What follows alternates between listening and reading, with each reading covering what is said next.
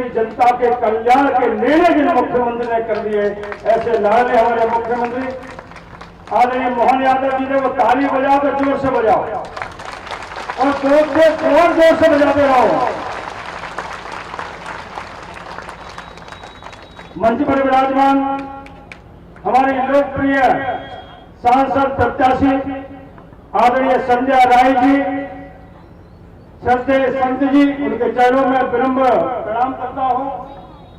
संचालक आदरणीय वीरेंद्र राणा जी, चुनाव के हमारे संयोजक आदरणीय अवधेश सिंह जी, आदरणीय रविशंकर जी, कमल जी, मंच पर विराजमान सभी सम्मानित नेतागण, इस सभा में उपस्थित मेरे पिता तुल्य बुजुर्गों, नौजवान भाइयों, माताओं, बहनों, बच्चों, मैं आप सबके चरणों में भी प्रणाम करता हूं, नमस्कार करता हूं।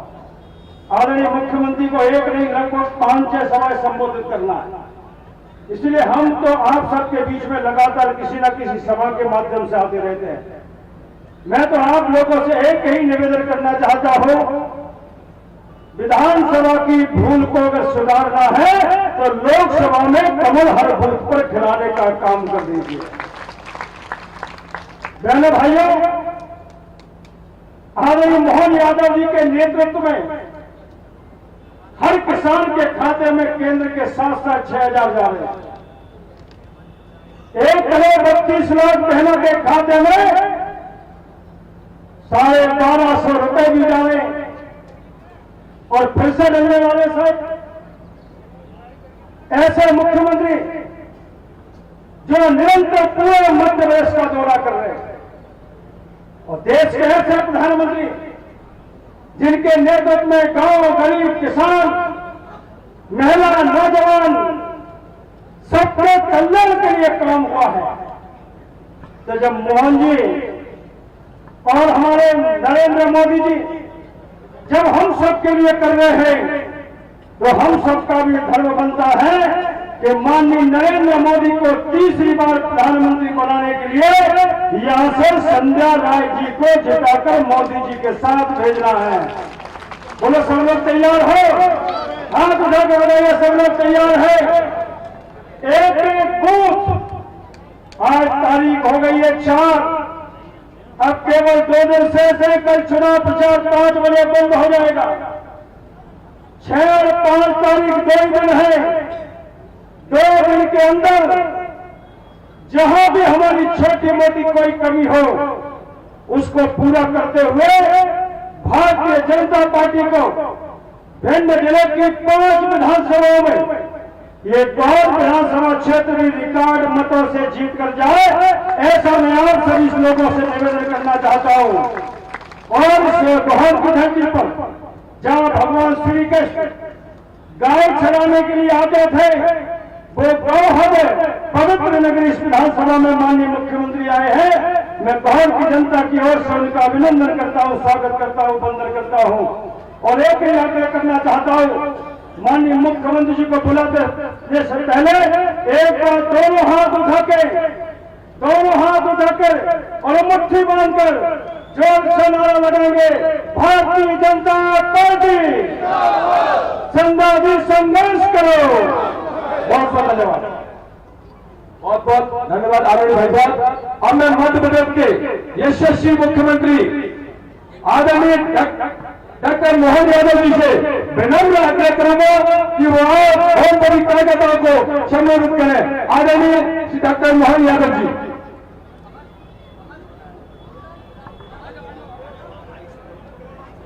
हमारे भाई माननीय मुख्यमंत्री जी का बड़ी पुष्पहार से स्वागत करेंगे। सरपंच संघ गोहर।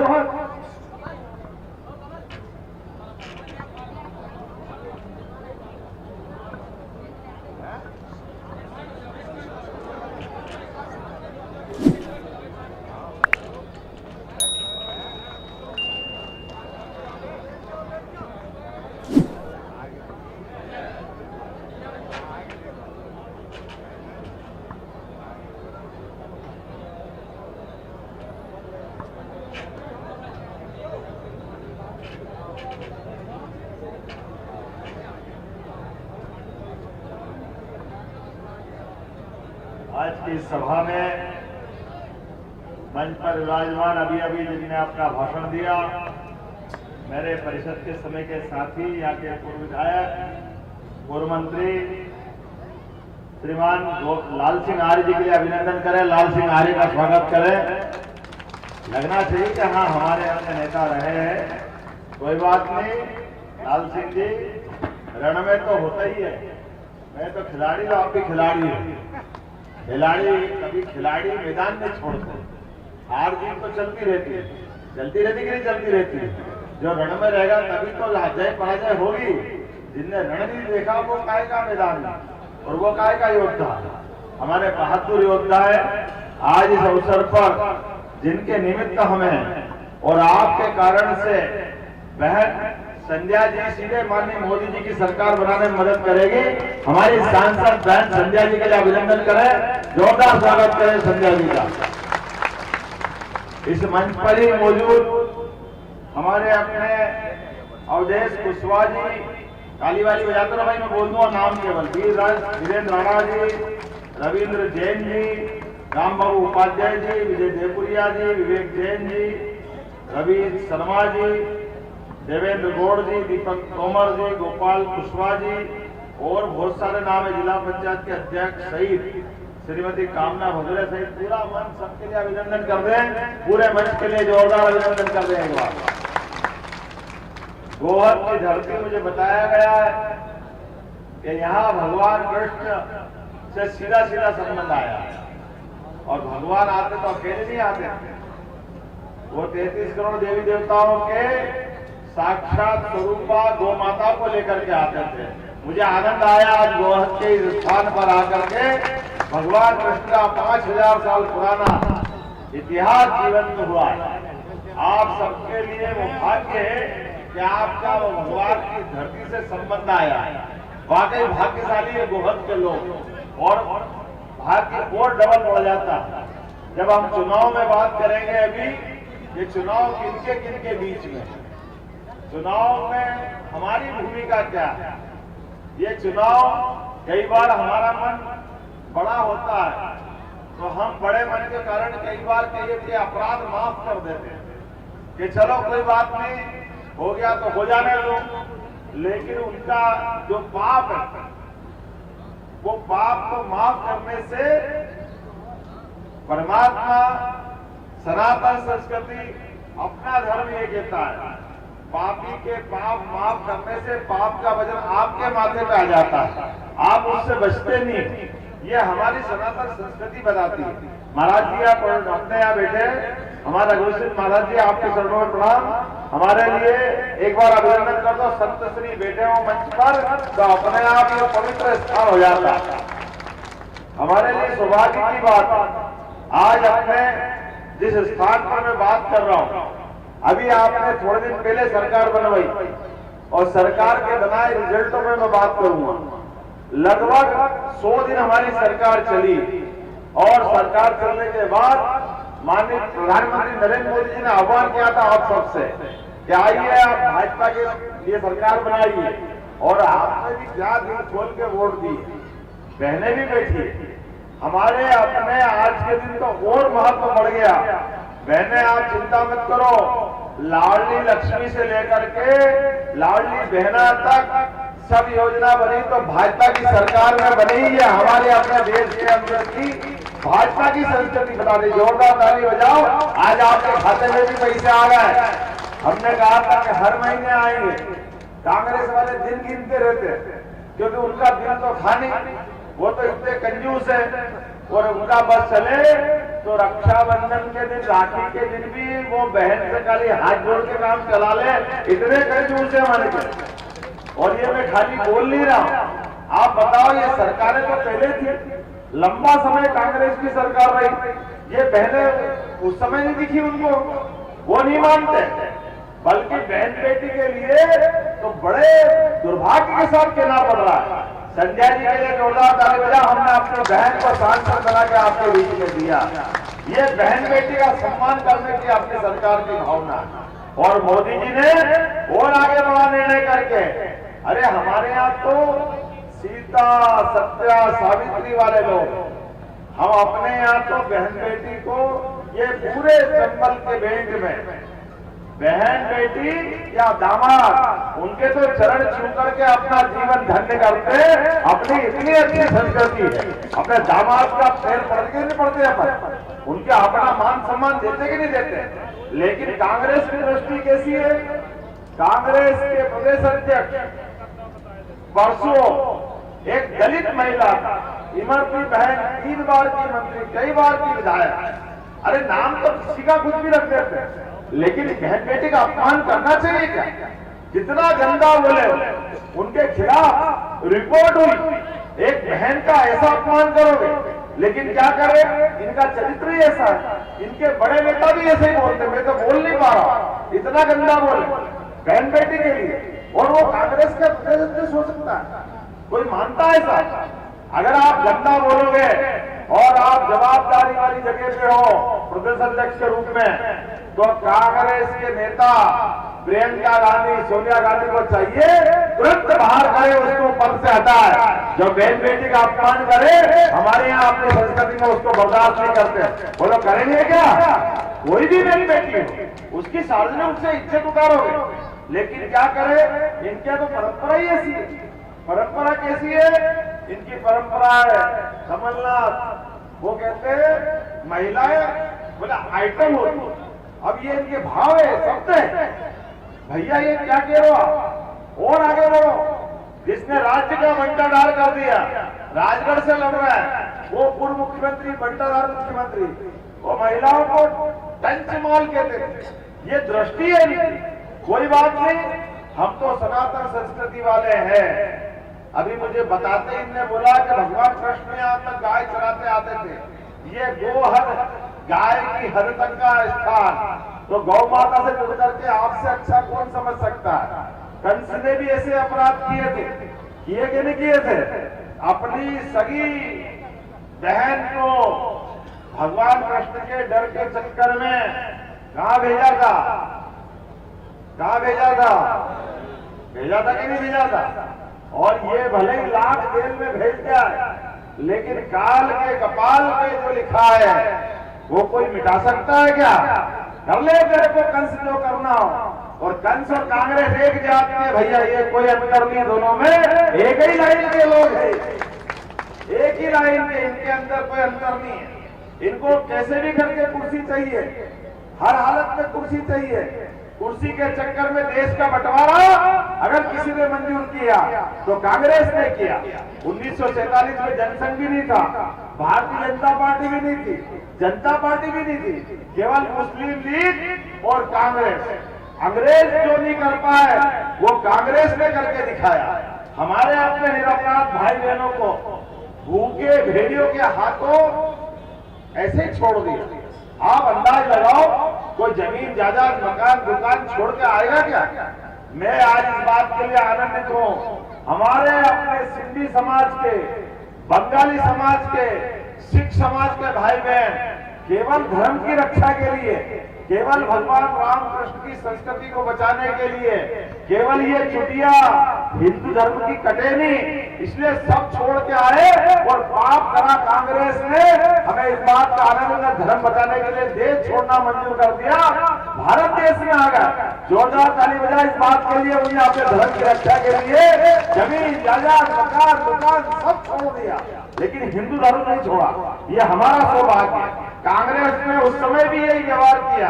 और आप अंदाज लगा लो, यहाँ इस गोहद की धरती से, चंबल की धरती से, भिंड की धरती से, हर एक के घर में से कोई न कोई सीमा पे जाकर जवान अपनी सेवा करता है। करता कि नहीं करता नौकरी अपने में से?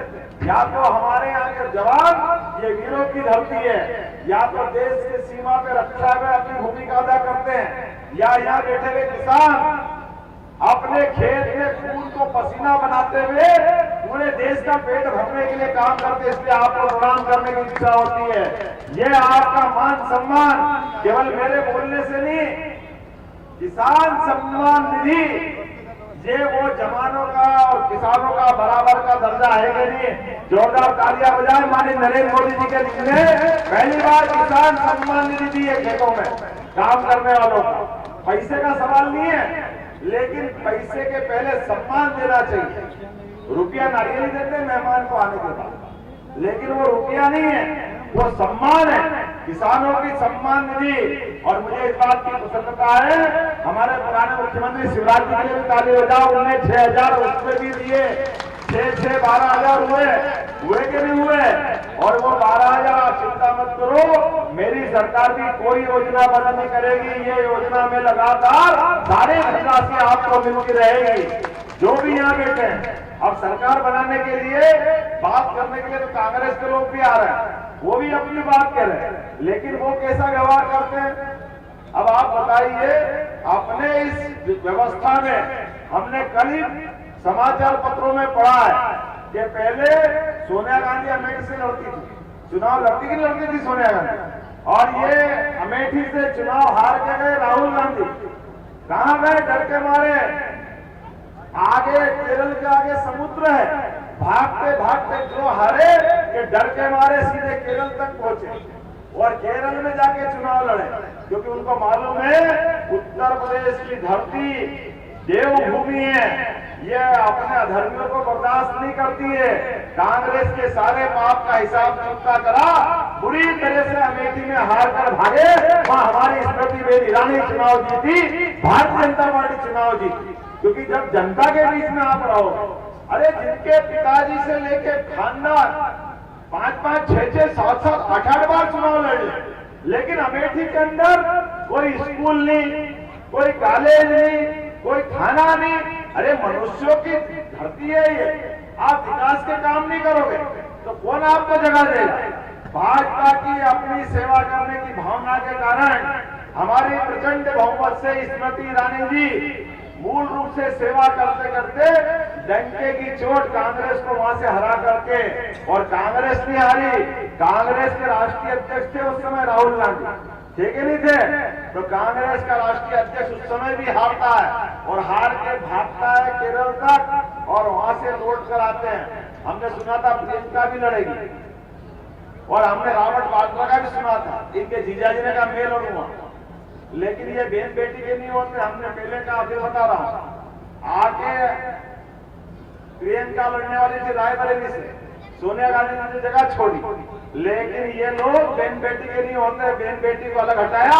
राहुल गांधी का मैं लड़ूंगा, वो रायबरेली से खुद ने जगह पकड़ ली, अमेठी नहीं गए, जगह बिगाड़ दी, और उसके उल्टे नरेंद्र मोदी जी के लिए जोरदार अभिनंदन करो। नरेंद्र मोदी जी जिसने कहा मैं देश का प्रधानमंत्री बनूंगा, तो यूपी की उस समय समाजवादी पार्टी की सरकार थी, लेकिन बनारस से जाके लड़के लड़े माननीय नरेंद्र मोदी जी सबके बीच। ये केवल कहने के लिए नहीं है, डंके की चोट जो कहते हैं वो करके दिखाते हैं। इसलिए मोदी जी के लिए नारा लगता है, नारा क्या बोलते हैं?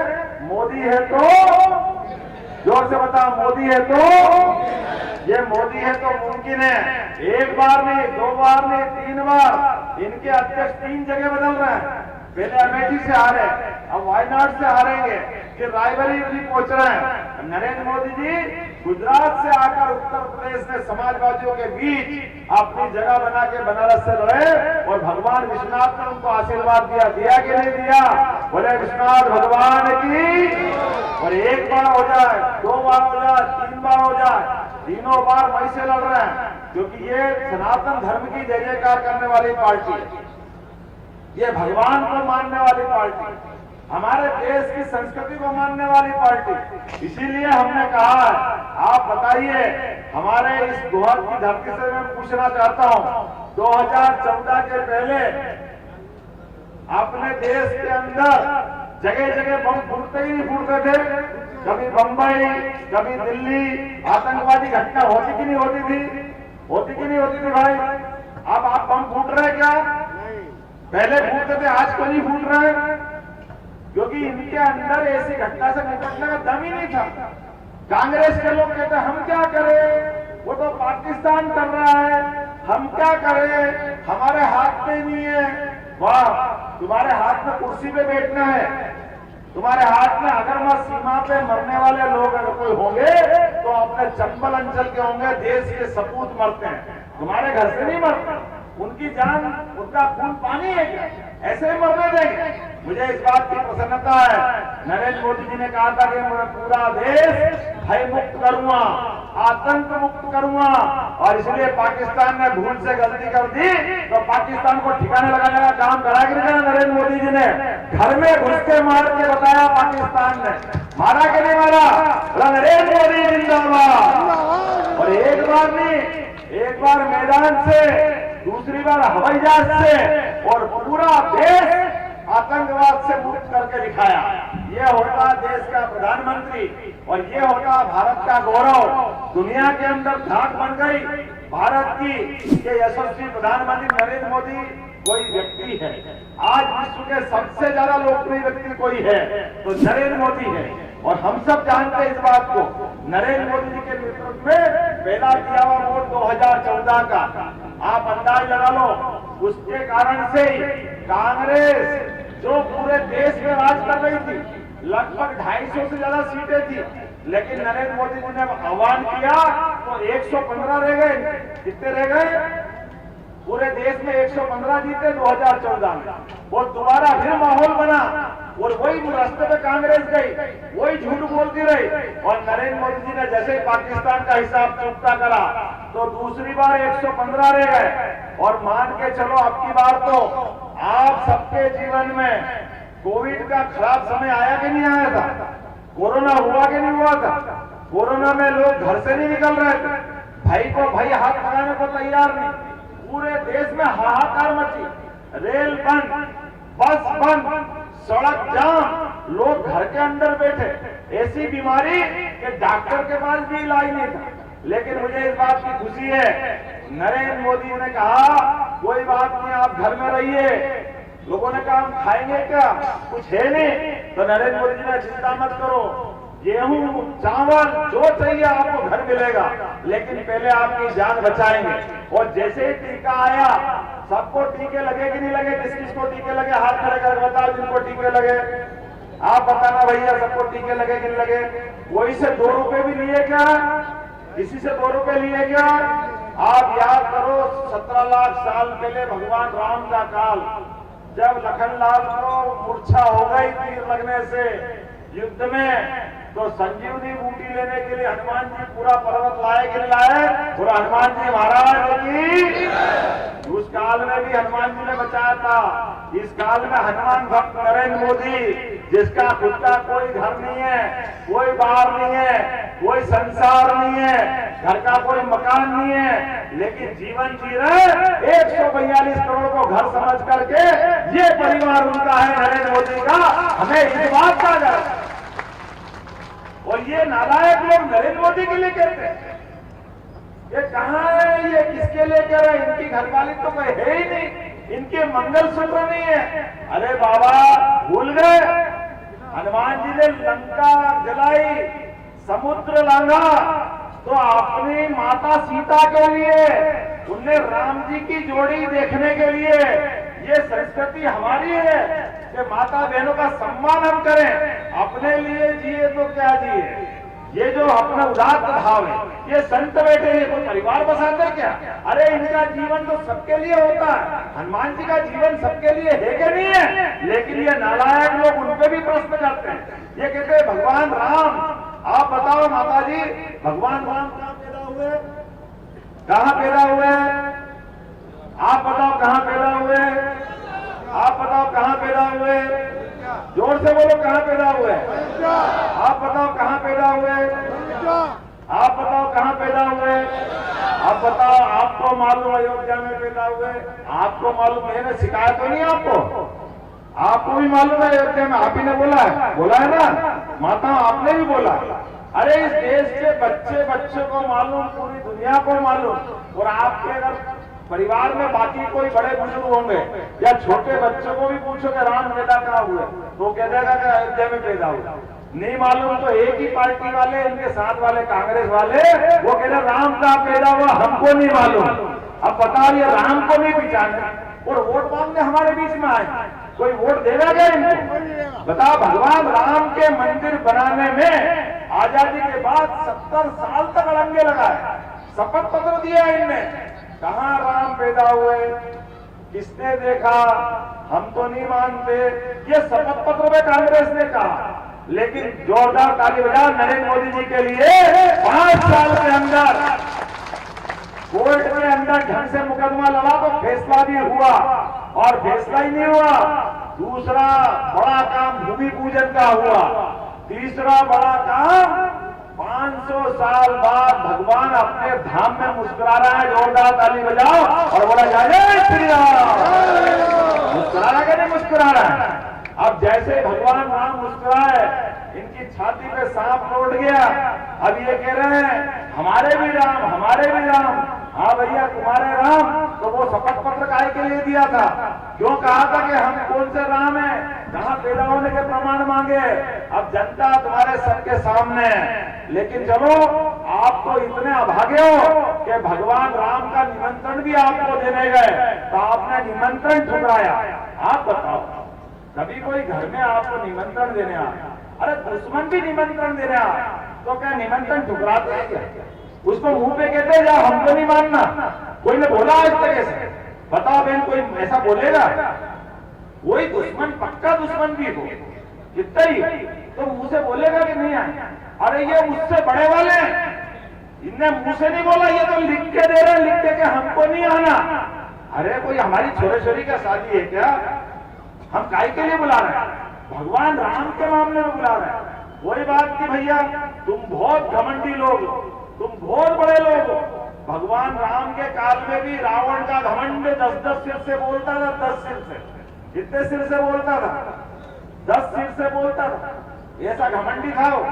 सोने की लंका बना ली, बहुत धनवान था, जो कुछ था सब था। लेकिन भगवान राम को मालूम है इसका अंत करना है, तो उसकी नाभि की तरफ तीर मारा था। काय पे मारा था? ये काय से जिंदा है, ये जिंदा है इसकी नाभि से, ये सिर से जिंदा नहीं है। कांग्रेस को भी मारना उसकी नाभि है। आपकी 7 तारीख के दिन वोट से मरेगा, वोट से। आप सबको मारना है इसके वोट में। इसकी नाभि में अमृत वहीं छिपा है। कांग्रेस मरेगी काय से, और कुछ नहीं करना है, केवल इधर बटन दबाना, तीर जाके सीधे निशाने पे लगेगा। बोला जय जय श्री राम। मरेगा कि नहीं मरेगा बताओ?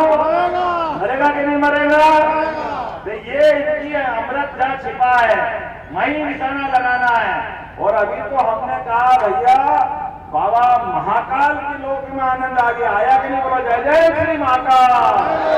महाकाल महाराज की, विश्वनाथ महाराज की, प्रभु रामचंद्र महाराज की। अरे जब इनके सबके आनंद आ गए तो गोपाल कृष्ण ने क्या बिगाड़ा? वो तो आपके पास ही है, मथुरा दूर है क्या? बेचारे वो कह रहे भैया मेरी तरफ भी तो देखो।